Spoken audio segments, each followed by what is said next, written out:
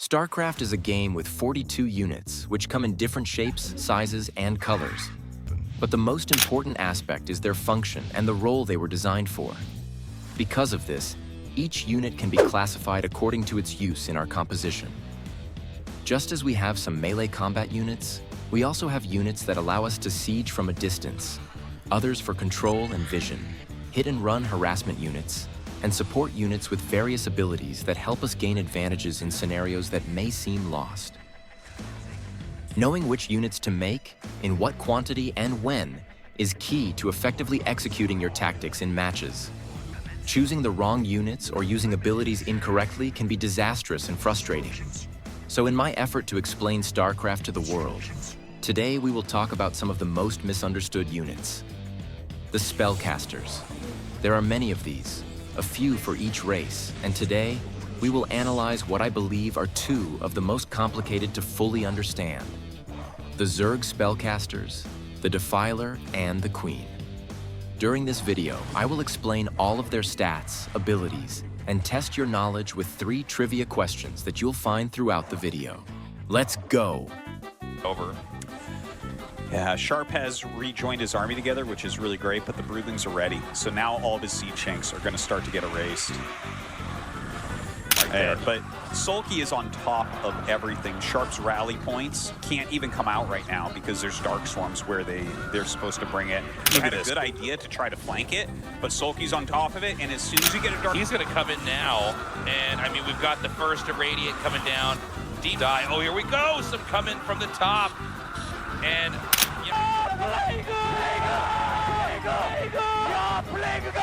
Plague, Dark Storm, Plague, Dark Storm, Plague. Oh, I win. Fucking stupid. The Defiler and the Queen are the only 2 Zerg spellcasters, but the roles they play, the abilities they can cast, the moments when they're needed, and even their control and movement in the game are very, very different. While the Queen is an extremely fast and mobile flying unit, effective for long-range control, the Defiler is a very slow and clumsy unit that specializes in destabilizing enemy armies at close range. Both have vastly different stats and ability kits. Let's start with their stats. In terms of resources, the Queen costs 100 minerals and 100 gas, while the Defiler costs only 50 minerals and 150 gas. Both units take 31.5 seconds to morph from a larva and use 2 supply. When it comes to hit points, the Queen is slightly tankier with 120 HP compared to the Defiler's 80 HP, although the Defiler does have 1 armor. Both units start with 50 energy, can store up to 200 energy, and have an upgrade that allows them to store up to 250. In terms of movement, the Queen boasts an impressive speed of 4.96, along with the invaluable advantage of flying across the map, allowing it to quickly reach battles or even be used as a scouting unit for better vision control.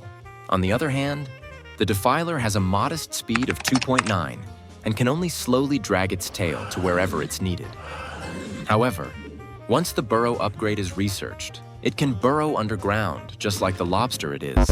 Although it might seem that having great speed through the air is always better than being a slow ground unit, this has its disadvantages, and in some ways, the Defiler benefits from these characteristics. But we will revisit this later in the video. But we're not here for the stats. We're here for the abilities each one has. This is where the real importance and value of these units lies. Let's take a look at what they are. And since ladies go first, especially when they're royalty, we'll start with the Queen. The Queen is a Tier 2 unit that becomes available after upgrading to a lair and building a Queen's Nest. Queens start with 2 basic abilities and can unlock 2 additional abilities through upgrades at the Queen's Nest, along with an energy upgrade. This gives us a total of 4 abilities: Parasite, Spawn Broodling, Ensnare, and Infest Command Center. The Defiler, on the other hand, is a Tier 3 unit that becomes available once we've upgraded to a hive and built the Defiler mound. Defilers have only 1 base ability, Dark Swarm. However, they can unlock 3 additional abilities through upgrades, plus the energy upgrade. We can research Plague and Consume at the Defiler mound, while Burrow is available at the hatchery. In total, we have 8 abilities, so buckle up because here we go. Infest Command Center. This is a base ability of the Queen that does not consume energy to activate. A Queen can infest a Terran command center if it is below half of its HP, specifically when it's damaged to less than 750 hit points. The Queen lands on the structure and disappears, and approximately 2 seconds later it reappears, and the command center becomes infested. Its HP is restored to the original 1500, and it now becomes part of the Zerg army. The infested command center retains its ability to lift off and can now land on creep, but it no longer provides supply. Instead, it gains the ability to produce infested marines. They also regenerate health like Zerg structures and do not burn down after reaching critical health levels in the same way that other Terran structures do.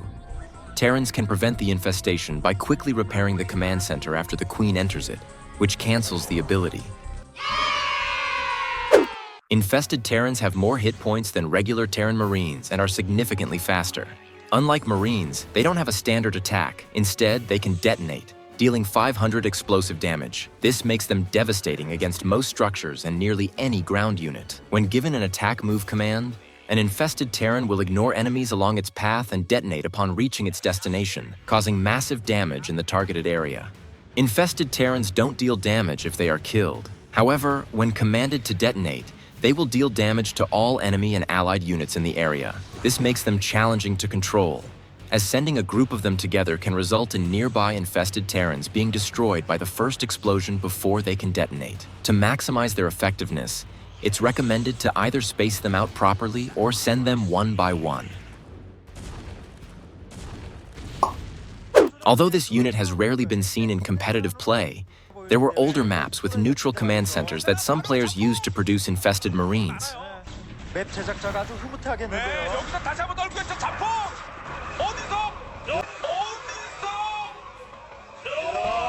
이건 무슨? Second ability of the Queen, Ensnare.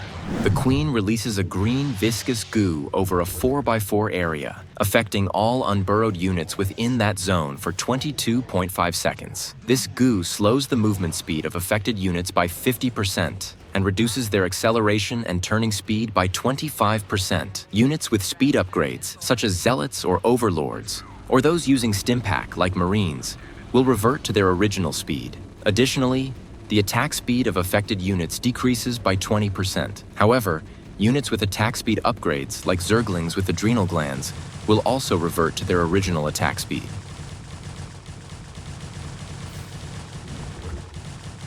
When the projectile lands, a spreading animation plays, appearing to gradually ensnare all units within the area of effect. However, this is purely visual, as the effects of Ensnare are applied instantly upon impact. Even if a unit on the edge of the area moves out or burrow before the animation completes, it will still be ensnared.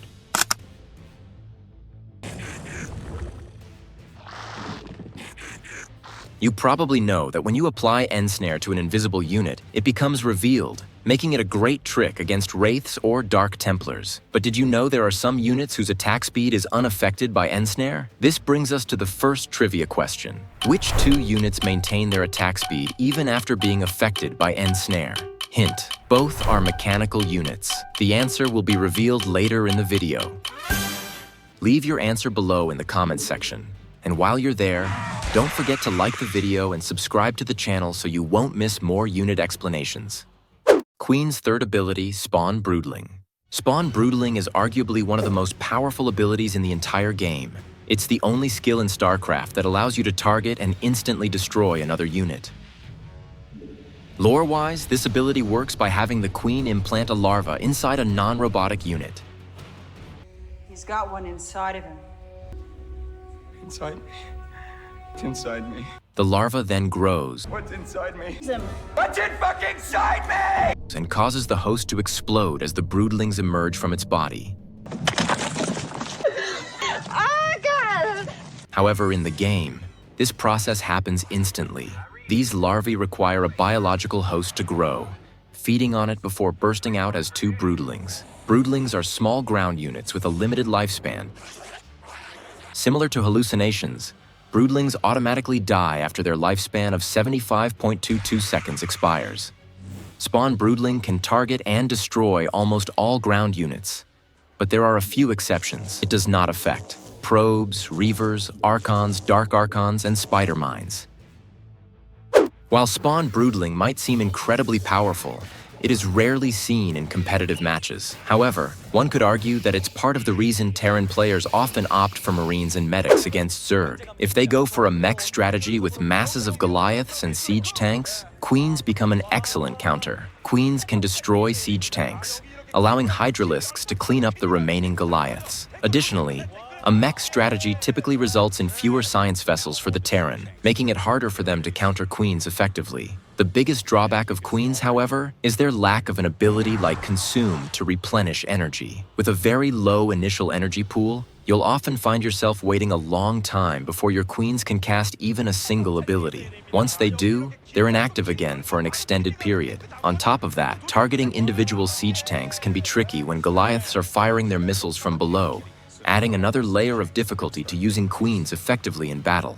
Given how powerful this ability is, it's understandable that it costs a significant amount of energy. If it could be spammed more easily, the Queen would become overwhelmingly overpowered, disrupting the game's balance. Last Queen's ability, Parasite. A Queen launches a Parasite onto an enemy unit. It attaches to that unit, allowing the player who controls the Queen to see what the affected unit sees. The Queen can launch this Parasite from max distance of 12, making it an effective way to gain vision of enemy units without directly engaging. One of the unique features of the Parasite is that it allows the Zerg player to gain vision of cloaked or invisible units if the affected enemy unit has detection capabilities like an observer. The Parasite can also be used on critters, although it is not very effective since they wander aimlessly around the map. Parasite is a rarely used ability because the unit's controller can easily identify and remove it. What's inside me? No, there's got to be another way. What if we freeze him? What's inside me? Parasite! And if they are Terran, they can use a medic's restoration to counter it. Therefore, if you're going to use it, target important units like Archons or Carriers. This brings me to my second trivia question. But first, were you able to guess the answer to the previous one? If one of your answers was the Reavers, I'm sorry to tell you that's not correct. While it's true that Ensnare doesn't affect this unit, the Reaver technically doesn't have an auto attack, so the speed at which it fires scarabs remains unchanged. You might have also thought of the Carrier's interceptors, but since these tiny ships have such a short attack cooldown that it's practically imperceptible, and depending on how they move around their target, they might not even be affected. The correct answer is the tanks and Goliaths. This is because the turret that attacks originate from is a separate invulnerable entity that cannot be affected by Ensnare. As a result, their movement is affected, but their attack remains unchanged. A special mention also goes to the medic, whose healing ability remains intact even after being hit by Ensnare. Now the second question. If I have a High Templar with Parasite and decide to merge it into an Archon, what happens? A. The Archon retains the Parasite. B. The Archon is free of the Parasite. C. The Archon retains the Parasite only if both High Templars were infected. Leave your answer below in the comments section. I'll reveal the correct one later on. Okay, enough talk about the Queen. Now let's see what happens with the undisputed king of the Zergs, the Defiler. This guy is probably one of the most powerful yet misunderstood unit in the game. If I were to make a tier list of all the StarCraft units, the Defiler would likely be competing for the top spot in S tier. Why? Because all of its abilities are incredibly powerful and, even better, they complement each other perfectly. Let's start with the first one, Burrow. This isn't a unique ability of the Defiler, and to be honest, it's not an upgrade that Zerg players get very often. While it does have several uses and there are some tricks and situations where it can be essential, I won't dwell on this ability for now. I'll save those tricks for future videos. Let's move on to the second ability, Consume. Consume is the ability that allows the Defiler to replenish its energy and is what sets it apart from every other spellcaster in the game. While other ability-based units require you to patiently wait for their energy to recharge, the Defiler can recharge over and over, enabling you to spam its abilities, which we'll cover next, with just a single Defiler. Consume is an ability that needs to be upgraded at the Defiler mound, and it lets you sacrifice an allied unit to grant the Defiler 50 energy. All Zerg units replenish the same amount of energy, so it's crucial to sacrifice the cheapest ones. like Zerglings or Hydralisks. Defilers can consume any Zerg unit except for larvae. You can even consume eggs and cocoons. This is probably the key ability that gives the Defiler its status as the best spellcaster in the game. Unlike units like the High Templar, Queens, or Science Vessels, where you need a critical mass to make a significant impact, a single Defiler can wreak havoc by repeatedly recharging its energy and spamming its abilities. Plague is one of the 3 ways to deal damage with abilities in the game. If you don't know what the other 2 are, I'll leave a link where I explain all the types of damage in Brood War. Plague is an offensive spell cast by the Zerg Defiler that infects any unit or building within a 4x4 matrix of the target, leaving behind a splash of red goo. Units affected by Plague will take 3.95 damage per frame, which equals 11.74 health points per second over a duration of 25.2 seconds, dealing a maximum of 295 health points or until the unit is reduced to 1 HP. Units with less than 4 HP do not take further damage, allowing Zerg units to regenerate their HP back to 4 and then drop again to 1. Plague does not affect plasma shields, burrowed units, or units inside a transport. However, it does carry over to units that transform and drones that morph into structures. Plague also does not affect the Defiler that casts the ability, but does affect nearby Defilers. There is also a strange interaction with carrier interceptors. When they return to the carrier, they must fully heal before being redeployed. This means using Plague on them can prevent a carrier from attacking or cause it to deploy only the interceptors that were not affected by the Plague. Plague truly shines in Zerg versus Terran matchups. Applying Plague to masses of Marines is devastating for the Terran player.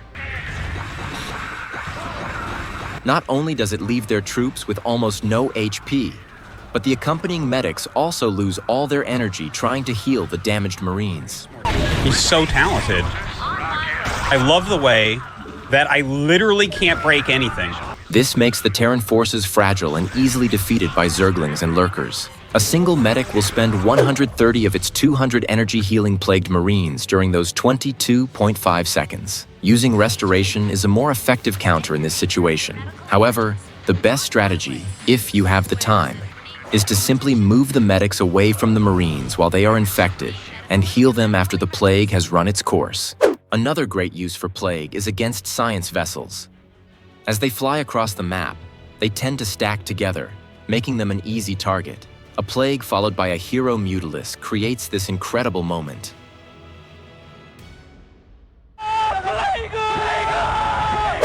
And here we are. It's time to talk about what is arguably the best ability in StarCraft. Even when compared to StarCraft 2, heck, even when compared to other RTS games, Dark Swarm. Dude, it's so fucking unfair. It's so crazy. You guys are sitting here watching this. Thing is, the Dark Storms just buy so much time. All the units are coming. We are missing infested Terran. Oh my god, I can't believe no way to kill this army.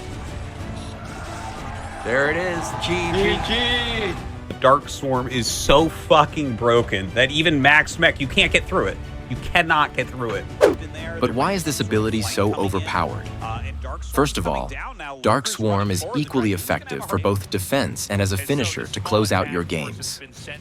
This orange cloud that appears on the map, covering a 6x6 matrix and lasting 37.8 seconds, prevents units underneath it from taking any damage from ranged weapons.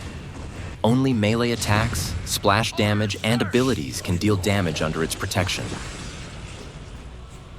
But if this ability benefits all units in the game, whether allied or enemy, why do the Zerg benefit so much from it? This is because the Defiler is a Tier 3 unit, meaning Zerg players already have access to Cracklings, which, when paired with Lurkers or Ultralisks, become an almost unkillable force with tremendous damage potential.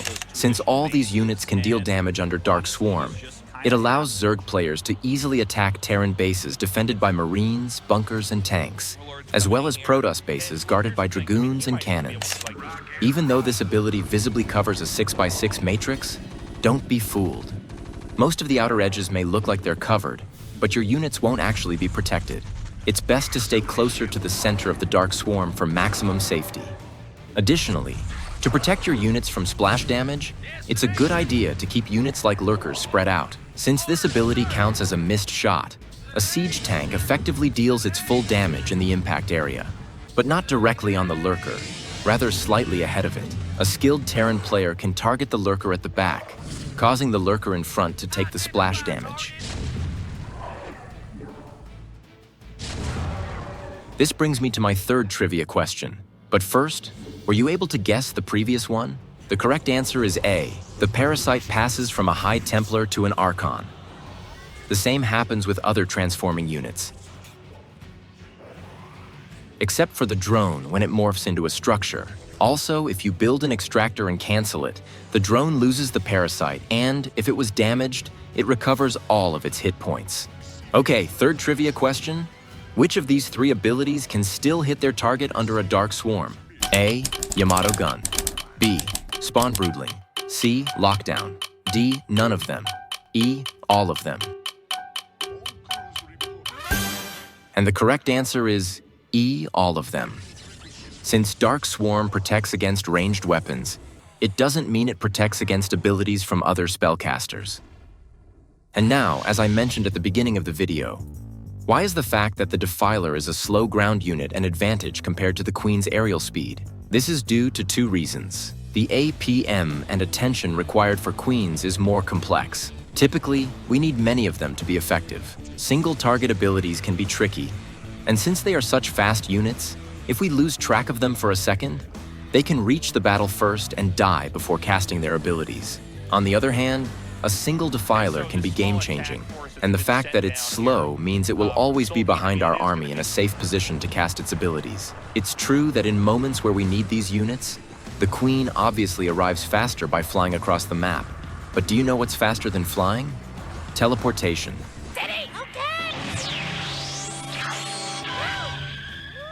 Since the Defiler is a ground unit, we can defend our expansions with Nidus Canal and get the Defilers from one side of the map to the other much faster, allowing us to defend our bases more efficiently. Whew, we did it!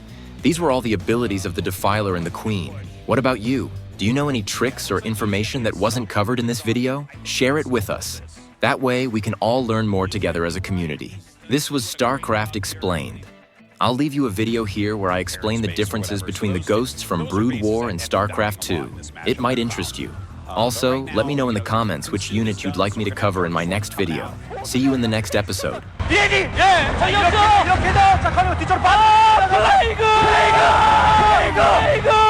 플레이그!